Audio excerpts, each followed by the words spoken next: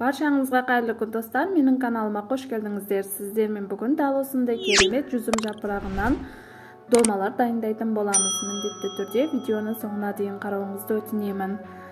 Түркияда, Кавказда өте танымал болған тағам түрі бұл. Өте ерекше, дәмдері де күшті, дәмді болады. Міндетті түрде дайындап көріңіздер.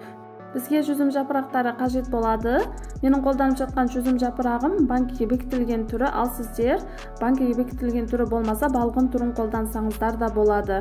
Жүзім жапырақтарын 3-4 рет жақсылап шайып, 15 минутқа үстін жауып алып қоямыз. Енді салмасын дайындап алатын боламыз. Бізге фарш керек болады. Күріш, пияз, зелень, дәмдеуіштер, сұйық май қажет болады. Енді пиязымызды ұсақтап майдалап жоқалау етіп турап аламыз. Дәл осындай видеода көрсетілгенде етіп пиязымызды да турап алдық. Ал енді ішіне басқа заттарымызды салып араластырамыз. Көкөнісімізді саламыз, күрішімізді, дәмдеуішімізді және сұйық майымызды салып жақсылап араластырамыз. Ал салмамызды да дайындап алдық. Енді жаңағы қайнаған суға салып қойған жапырақтарымызды ыдысқа аламыз, суларын сырықтырып. Байқаңыздар, суға көп қалдыруға болмайды, өйткені жыртылып кетуі мүмкін. Ал енді шай қасықта бір қасықтан салып, жүзім жапырақтарымызды жақсылап видеода көрсетілгенде етіп орап алатын боламыз. Дәл осындай көріністе болады. Қатты қысып орап қоюға да болмайды, өйткені пісіп жатқан кезде күріштеріміз іседі және жыртылып кетуі мүмкін. Сондықтан да сәл бос етіп ораңыздар. Дәл осы видеода көрсетілгенде етіп әдемілеп орап алыңыздар.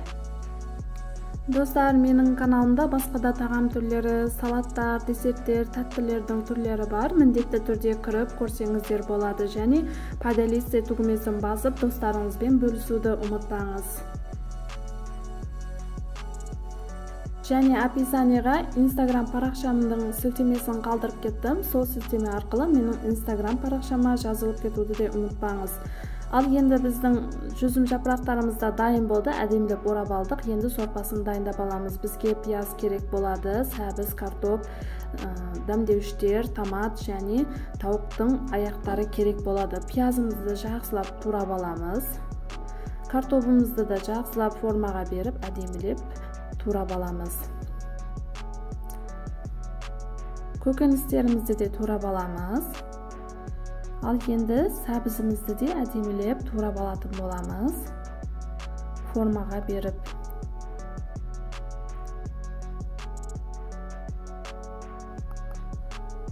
Ал енді болгар бұрышымызды жақсылап турап аламыз. Барлық заттарымызды турап алдық. Енді сорпамызды бастаймыз. Газға табамызды қойып, сұйық майымызды құйып, картопымызбен тауық аяқтарын жақсылап 3-4 минут қызартып қуырып аламыз. Ал біздің картопымыз бен тауықтың аяқтары қуырылды, бөлек ыдысқа аламыз. Енді пиязымызды қуырып аламыз. Жақсылап қызартырып қуыруымыз қажет. Енді томатымызды да салып 3-4 минут жақсылап араластырып қуырамыз.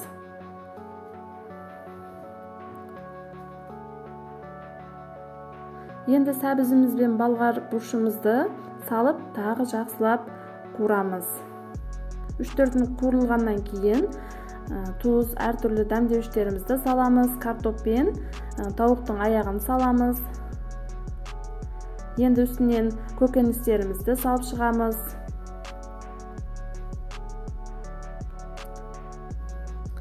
Енді долмаларымызды дәл осындай жайғастырып шығамыз.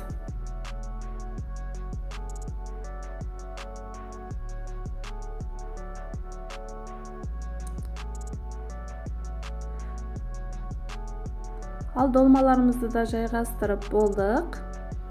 Енді үстінен суымызды салып, 1-2 сағатқа төмен газда пісіріп алатын боламыз.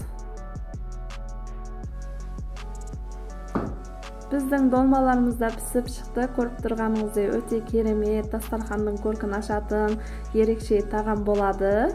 Өте керемет болады. Міндетті түрде дайындап көріңіздер. Отбасы мүшелеріңіздің де көңілінен шығатын ерекше тағам болады.